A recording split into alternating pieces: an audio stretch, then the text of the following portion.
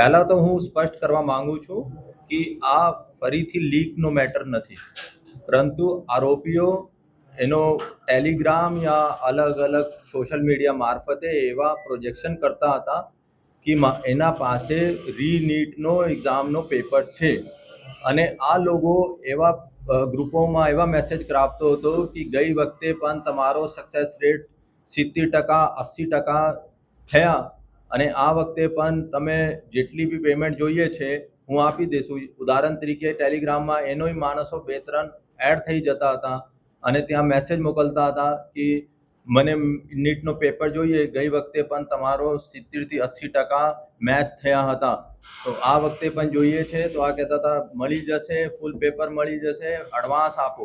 તો એડવાન્સ જેવી રીતે આ લોકો કહેતા પણ હતા. એનો માણસો કહેતો હતો 50,000 ડિલિવર્ડ, 80,000 ડિલિવર્ડ, પણ જ્યારે આમ પબ્લિક એના મેસેજ જોઈને એવા મનમાં હતો કે એક તો પેપર લીક થઈ ગયા છે, પેપર ફૂટી ગયા છે, અને આ લોકો પણ જ્યારે એડવાન્સ પેમેન્ટ આપતા હતા પછી આ લોકો વોશ આઉટ થઈ જતા હતા. તો આ એવા મેસેજ કે નીટનો પેપર ફરીથી ફૂટી ગયો, એવા મેસેજ કે આમ જનતા છેતરાઈ ગઈ છે, એવા મેસેજ ઘણા બધા મેસેજ સોશિયલ મીડિયામાં ચાલતો હતો, જેના ધ્યાનમાં લઈને ડિપ્ટી સીએમ સાહેબે, ડીજીપી સર અને એનટીએને ઉચ્ચ અધિકારીઓને જોડે મારી પરામર્શ થઈ, ચર્ચા થઈ, અને એના ઉપર हमारी साइबरनी टीम डीसीपी लवीना जी और एसीपी हार्दिक माकड़िया और इनके नीचे इंस्पेक्टर और टेक्निकल स्टाफ की टीम ने काफ़ी मेहनत की, और उसके नतीजे એના પછી 2 આરોપીઓ जो टेलीग्राम चैनल ચલાવતા હતા, સુમેરસિંહ સન ઓફ ભરતલાલ મીના, જયપુરથી પકડવામાં પોલીસનો સફળતા મળી છે. બીજા છે આકાશ પપ્પુલાલ મીના, જો કોટાથી પકડવામાં સફળતા મળી છે. આ જો આકાશ મીના છે, આ 44 જેટલી બીજી વેબસાઇટ પણ ઠગાઈની માટે ચલાવતા હતા. કુલ 8 જેટલા ટેલિગ્રામ ચેનલ આ લોકો ચલાવતા હતા, અને દરેક ટેલિગ્રામ ચેનલમાં પ્રીમિયમ મેમ્બર્સ પણ એડ કરતા હતા. હવે વાત થઈ છે કે ભાઈ કેવી રીતે આ લોકો પૈસા વિડ્રોલ કરતા હતા. તો આ લોકો એડવાન્સ જો લોકો પાસેથી, આમ જનતા પાસેથી લેતા હતા. આ લોકો ગેમિંગની વેબસાઇટ પર જઈને ત્યાં અકાઉન્ટ્સ ખોલાવીને એના અકાઉન્ટમાં લેતા હતા, અને પછી થોડી દેર રમીને જેટલા પૈસા આવે એમાંથી થોડા બહુ હાર જીત કરીને ગેમિંગથી કન્વર્ટ કરીને આપણે પોતાના અકાઉન્ટમાં અથવા વિડ્રોલ કરાવતા હતા. ખરેખર બહુ મોટો કૌભાંડ છે. છેલ્લા 1 વર્ષથી આ લોકો એના ઉપર એક્ટિવ હતા. 1000થી વધારે લોકોનો આ લોકો છેતરી લીધો છે. 1.5 કરોડથી વધારેની અમાઉન્ટની ટ્રાન્ઝેક્શન્સ એના અલગ અલગ અકાઉન્ટમાંથી મેળવી છે, અને અત્યારે બંનેનો અટક થઈને આગળની કાર્યવાહી કરવામાં આવશે. એના સાથે સાથે ઓર કેટલા ટેલિગ્રામ ગ્રુપ પર આ લોકો એનટીએની ખોટી ઇમેજ ઊભી કરે છે, ખરેખર સરકારની ખોટી ઇમેજ ઊભી કરે છે, અને એવી ઇમેજ અને લોકોનો છેતરાય છે, એની પણ પૂછપરછ ચાલુ છે. क्योंकि આ લોકો બીજા ટેલિગ્રામ ગ્રુપોમાં પણ એડ હતા, અને બીજા ટેલિગ્રામ હોય, ઇન્સ્ટાગ્રામ હોય, એના મારફતે આ લોકો આપસમાં પણ વાત પણ કરતા હતા.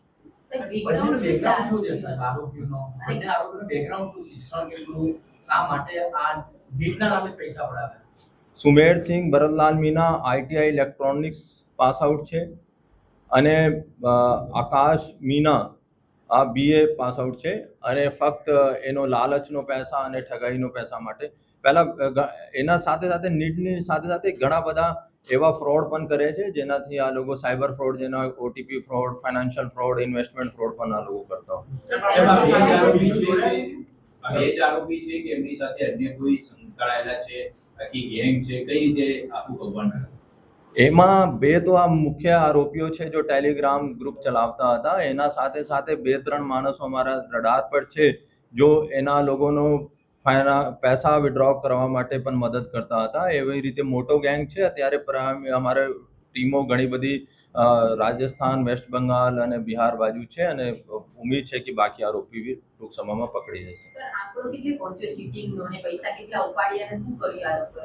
1500થી વધારે લોકોનો તો નાની અમાઉન્ટ અમે જોવા મળી છે, અને 1.5 કરોડથી વધારે આપનો કીધું છે કે રકમ આ લોકોને ટ્રાન્ઝેક્શન કરી છે. આ બધા 8 ગ્રુપ નીટ માટે જ કરતો હોય. એમાં કેટલા લોકોએ પૈસા આપ્યા છે?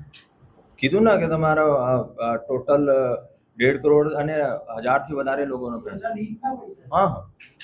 સાહેબ આખો આ વિચાર આ લોકોને કઈ રીતે આવ્યો અને માસ્ટરમાઇન્ડ આ બેમાંથી કોણ? માસ્ટર માઇન્ડ છે આકાશ મીના અને એના સાથે કામ કરતા હતા સુમેર ભરતલાલ મીના. અને ત્યાં હું આપને કહું ઘણા બધા બેરોજગાર રાજસ્થાન બાજુ હોય, પહેલે જામતારામાં એવા કરતા હતા, હવે તો દરેક રાજ્યમાં આ લોકો એવી રીતે સાયબર ફ્રોડનો, ઓટીપી ફ્રોડનો, ફાઇનાન્શિયલ ફ્રોડનો, ઇન્વેસ્ટમેન્ટ ફ્રોડનો કામ કરે છે. અને 44 વેબસાઇટ આપ સમજી શકો છો આકાશ ચલાવતો હતો આ બધા કે ભાઈ અલગ અલગ ફ્રોડની વેબસાઇટ ચલાવતા હતા. અને 8 જેટલા તો આ લોકો પાસે કબૂલે છે કે 8 ટેલિગ્રામનો આ લોકો સંચાલક હતા. મને લાગે છે કે એનો નીચેનો માણસો પણ ઘણા બધા બીજા ટેલિગ્રામ ચલાવતા હતા. રાજ્યનો ના હોય, ટેલિગ્રામમાં કોઈ એક રાજ્ય સીમિત ના હોય. આ ટેલિગ્રામ એવા છે કે ભાઈ આઈડી થી ચાલે છે અને કોઈને ખબર ના હોય કે રાજસ્થાન છે. અને હું આપનો કહું એવા નથી કે બાકી એજન્સીસ પણ કામ કરતી હતી, પર સાયબર ક્રાઇમ આપનો ખબર છે કે 2 જો ફોક્સ કોલનો પણ ડિટેક્શન સાયબર અમદાવાદ સિટીએ કર્યું. અને આ વખતે પણ આ જો પ્રોક્સી આઈપી અને બીજા આઈપી વાપરતા હતા એનો પણ રિઝોલ્વ કરવામાં અમદાવાદ સાયબર ક્રાઇમનો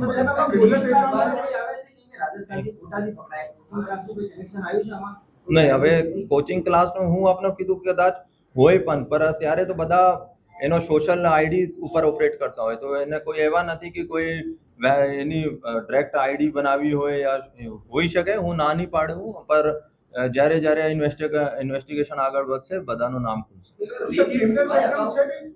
ક્રિમિનલ બેકગ્રાઉન્ડ છે આ બંનેનું કઈ? નહીં, અત્યારે ત્યાં અમે CCTNS માં જોયો તો અને અત્યારે ક્રિમિનલ હોઈ શકે કે એના વિરુદ્ધમાં અરજીઓ ઘણી બધી પોર્ટલ પર હશે, પર FIR દાખલ નહીં હોય. પોર્ટલમાં ફરિયાદો છે આ લોકોના જે બેંક એકાઉન્ટ વાપરતા હતા એના લઈને એમાં ઉલ્લેખ છે કેટલી ફરિયાદો, કેટલા એકાઉન્ટ આ લોકો ઉપયોગ કરતા હતા.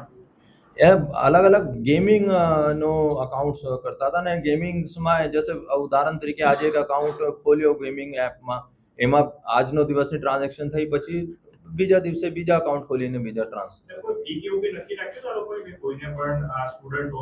ડિપેન્ડ કરે છે કે સામેવાળા જ્યારે એનો પર્સનલ ચેટમાં આવી જાય છે કે 15,000, 25,000, 50,000, 80,000 કેટલા ડેસ્પરેટ છે, 3 પેપર માંગે છે, 1 પેપર માંગે છે, અને આ લોકો એવી રીતે કામ કરતો.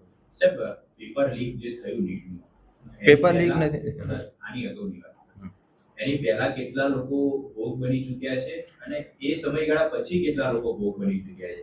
તપાસ દરમિયાન એવી કોઈ હકીકત સામે આવી છે અથવા તો આપણે એવી કોઈ તપાસ કરીશું? 100% કરશું કે એનો બેંક ટ્રાન્ઝેક્શન્સ જેવી રીતે આપે કીધું કે ભાઈ નીટને પેપર પહેલા કેટલી ટ્રાન્ઝેક્શન થઈ અને નીટના પેપર પછી કેટલી ટ્રાન્ઝેક્શન થઈ, અને એવા મારો ઇન્વેસ્ટિગેશનનો વિષય છે. પર અત્યારે એનો રિમાન્ડમાં લઈને બધું વિગત બહાર આવશે. अभी मेन NTA की जो इमेज है उसको ख़राब करने की कोशिश की जा रही है सभी के द्वारा, और इस इन्वेस्टिगेशन जो सर और उनकी टीम ने हमारे साथ मिलके जो कंप्लीट किया है उससे सबसे इम्पोर्टेंट है कि इमेज जो बच्चे जितनी मेहनत से तैयारी करते हैं उनको ऐसा फील नहीं होना चाहिए कि वो उनको दोबारा चीट किया जाए. तो मैं आप सबसे यही अनुरोध करूँगा कि आप मीडिया के माध्यम से ये बताइए कि इस बार जो नीट होने वाली है वो हाई सिक्योरिटी फीचर्स जो भी बेस्ट हम लोग कर सकते हैं वो गवर्नमेंट के सपोर्ट से हमने किया है, और जो एग्ज़ाम कंडक्ट होगा वो एकदम फेयर एग्ज़ाम कंडक्ट होगा. तो बच्चे किसी भी इन टाइप की चीज़ों में जो नेगेटिव चीज़ें हैं, टेलीग्राम चैनल्स, इंस्टा चैनल्स, ये सब को ज़्यादा इम्पोर्टेंस ना दे और अपनी पूरी मेहनत से जो एग्ज़ाम है उसको अच्छे से करें. क्या प्रिकॉशंस लिए गए पिछली बार से? प्रिकॉशंस अभी तो आपको बहुत सारी चीज़ें डिस्क्लोज नहीं कर सकते हैं, लेकिन ये है कि जो भी security features in terms of question paper making या इन टर्म्स ऑफ उनका ट्रांसपोर्टेशन या बहुत सारी फीचर्स हैं जो हमने अपने इस एग्ज़ाम में फॉलो किया है, और ये बहुत कम समय में किया है. जस्ट हमें 30 to 40 डेज़ मिला है. जो 6 महीने के एग्ज़ाम को आज हम 30 to 40 डेज़ में करा रहे हैं, ये भी एक बहुत बड़ी अचीवमेंट है, जिसको मतलब जिसको पूरी भारत आज हमें सपोर्ट कर रही है. पूरे गवर्नमेंट, हर स्टेट गवर्नमेंट, हर सेंट्रल गवर्नमेंट के एम्प्लॉयज़ सभी हमें सपोर्ट कर रहे हैं. सो ताकि ये नीट सक्सेस हो. ये नीट केवल एक एग्जामिनेशन नहीं, बेसिकली ये एजुकेशन सिस्टम की इमेज के लिए है. तो मतलब आई होप कि ये अच्छे से हो जाए और आप सबका सपोर्ट चाहिए सर इसमें। इसमें तो कंडक्ट कर रहे हैं आप, अभी जो कंडक्ट की प्रोसेस में जो लगे हुए हैं उनको आपने ट्रेनिंग देने का भी एक डिसीजन लिया है, तो ऐसा एक सर्कुलर भी जारी किया है एनडीए ने कि जो नीट की एग्जामिनेशन से जुड़े हुए जितने भी स्टाफ मेंबर्स हैं उनको आप ट्रेनिंग देंगे। हाँ, ये ट्रेनिंग तो एक रेगुलर फीचर है, ऐसा नहीं है कि ये कोई नया फीचर है। हम जितने भी वहाँ पर इन्विजिलेटर्स होते हैं, जितने भी कोऑर्डिनेटर्स होते हैं, उनको हम ट्रेनिंग देते हैं। अब जैसे हमने इस बार मतलब इस रीनीट में जैसे हमने एक ऑनलाइन ट्रेनिंग का भी किया है कि जब तक कोई कंप्लीट उसे नहीं करे और सर्टिफिकेट उसे नहीं मिले तब तक हम उसे अलाउ नहीं करेंगे कोऑर्डिनेटर बनना। तो ये सब हमने काफ़ी मतलब इम्प्रूव किया है धीरे-धीरे। मतलब हम चीज़ों को इम्प्रूव करते हैं, हम भी मतलब समाज से ही सीखते हैं और फिर उनको इम्प्रूव करके समाज को देने की कोशिश करते हैं। रिफंड प्रोसेस में जो फ्रॉड का मामला सामने आया है उसके आधार पे हमने क्या ऑथेंटिकेशन, टू वे ऑथेंटिकेशन किया है, क्या सिक्योरिटी फीचर और ऐड किए हैं? हाँ, टू वे सिक्योरिटी फीचर, जो टू स्टेप सिक्योरिटी फीचर होता है वो हमने ऐड किया है। अब मोबाइल नंबर आपका चेंज करना डिफ़िकल्ट होता है तो ओटीपी जो मोबाइल नंबर में जाता है वो हमने किया है। आधार बेस्ड कोशिश किया है। तो जितनी ज़्यादा हम इसको क्योंकि रिफ़ंड अब ये हमारे लिए एक न्यू स्टेप था क्योंकि हमें रिफ़ंड करना था। हमारे लिए इम्पोर्टेंट था कि हम बच्चों को जितनी जल्दी रिफ़ंड करें उनको वो हमारा इम्पोर्टेंस था। तो हो सकता है कुछ इनिशियल कमियां हो गई होगी, लेकिन सर और उनकी टीम ने जो इन्वेस्टिगेशन किया उनसे जो हमें लर्निंग मिली और आज एक हाई सिक्योरिटी फीचर के साथ हम वो सिस्टम को चला रहे हैं। सर अब तक देखा जाए तो जब से एग्जाम शुरू हुआ तब से लेकर अब तक, वो चाहे नीट का हो या यूसीबी का हो, कॉमन यूनिवर्सिटी एंट्रेंस टेस्ट हो, सभी में कुछ ना कुछ खामियां आई हैं। तो वजह क्या रही है, कहाँ पे चूक हुई? अब तक जो होता था, जैसे कि ये मामला अभी सामने आया रिफंड वाला, तो ये तो पक्का हो रहा होगा सर? नहीं, ऐसा रिफंड का मामला नहीं है। देखिए, एग्जामिनेशन हम लोगों को देना बहुत इजी लगता है, लेकिन जो प्रोसेस है ये बहुत लॉन्ग टर्म प्रोसेस होता है। एक नीट की तैयारी में कम से कम 6 महीना जाता है। इसमें पूरे गवर्नमेंट की मशीनरीज इन्वॉल्व होती है। तो बेसिकली हर चीज़ में कुछ ना कुछ कमियां होती है। ऐसा नहीं है कि कोई भी चीज़ परफेक्ट है। कहीं कोई लूप होल्स का कोई यूज़ करता है, कभी कोई दूसरे लूप होल का यूज़ करता है। मतलब जिन सिस्टम से हम फाइट कर रहे हैं, जो बेसिकली जो हमारे अगेंस्ट वर्क करता है, वो आज इतने टेक्नोलॉजी का यूज़ करता है। मतलब वो हमसे फार अहेड रहते हैं टेक्नोलॉजी के मामले में, क्योंकि उनको क्राइम करना है ना, हमें क्राइम बचाना है। तो क्राइम जैसे आज आप देखते हो क्राइम तो होती है, ऐसा नहीं है कि केवल एग्जाम लीक, बहुत सारे क्राइम्स हो सकते हैं। तो हम भी कोशिश करते हैं कि जितना बेस्ट हो सके, हम भी चाहते हैं कि कोई भी एग्ज़ाम इस तरीके से ना हो।